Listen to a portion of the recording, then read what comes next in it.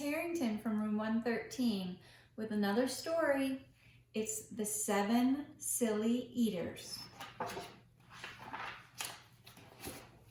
Not so long ago, they say a mother lived, just like today. Mrs. Peters was her name. Her little boy was named the same. Now, Peter was a perfect son in every way, except for one. When Peter was just 1 year old, he did not like his milk served cold. He did not like his milk served hot. He liked it warm, and he would not drink it if he was not sure it was the proper temperature. But Mrs. Peters did not mind. She was a mother sweet and kind. And when his milk spilled on the floor, she patiently prepared some more. She'd take the bottle from the shelf and chuckle softly to herself. What a silly sort of eater is my darling baby Peter. When Peter had not yet turned 2, another baby, sweet and new, was born. Dear Lucy, small and fair, with big blue eyes and curly hair. But long before this child was grown, she had opinions of her own, of what she'd eat and what she'd not.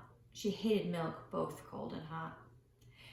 And warm was worst of all. Instead, whenever Lucy dear was fed, she bellowed for pink lemonade, not from a can, oh no, homemade. But Mrs. Peters did not mind. She squeezed each lemon to its rind, while mopping milk up from the floor and patiently preparing more. She'd take the lemons from the shelf and giggle softly to herself. What a silly pair of Peters are Lucy dear and Peter Peters. Now Lucy grew and Peter grew, till he was 3 and she was 2. And who was 1? Why, little Jack, with eyes so brown and hair so black. And happy baby, never cross, but all he'd eat was applesauce. Peeling apples by the pound, Mrs. Peters faintly frowned. She'd take the apples from the shelf and murmur weakly to herself, what a silly bunch of eaters are Lucy, Jack, and Peter Peters. Peter, Lucy, and young Jack had announced another brother, Mac. Mac was charming, round, and plump, but if his oatmeal had a lump, Mac would dump it on the cat. Mrs. Peters hated that. But since she loved her children 4, she'd strain the oatmeal 2 times more. She'd take it from the pantry shelf and mumble sadly to herself, what a foolish group of eaters are all my precious little Peters. Before another year was through, why, who came along? Why, Mary Lou. She was darling, sweet and bright, and had a healthy appetite. That is, as long as she was fed soft and squishy homemade bread. Poor Mrs. Peters got no rest, but still she did her very best.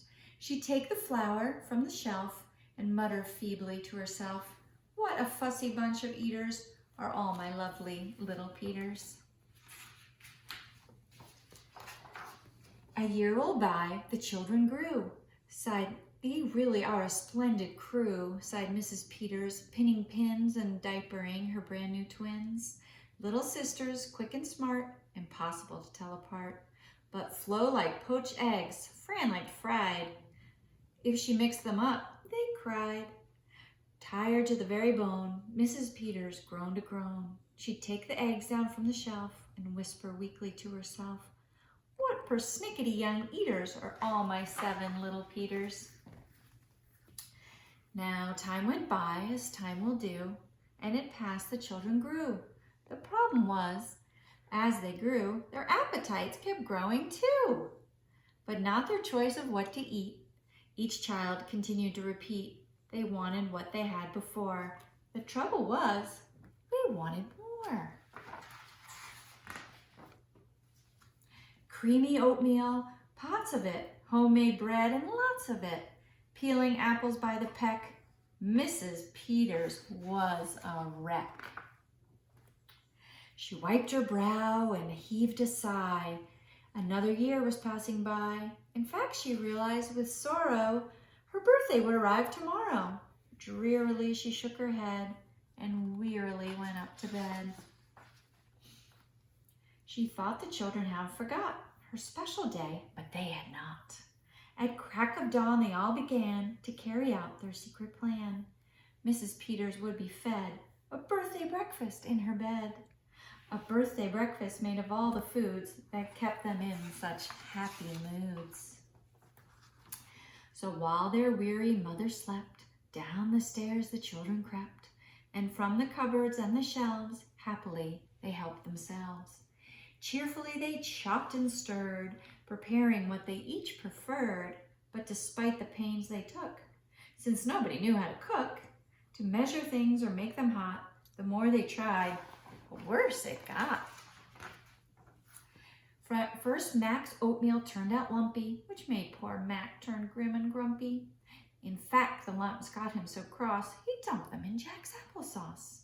This bothered Jack so much, he threw it in the dough of Mary Lou, who tossed the mismatch that made straight into Lucy's lemonade.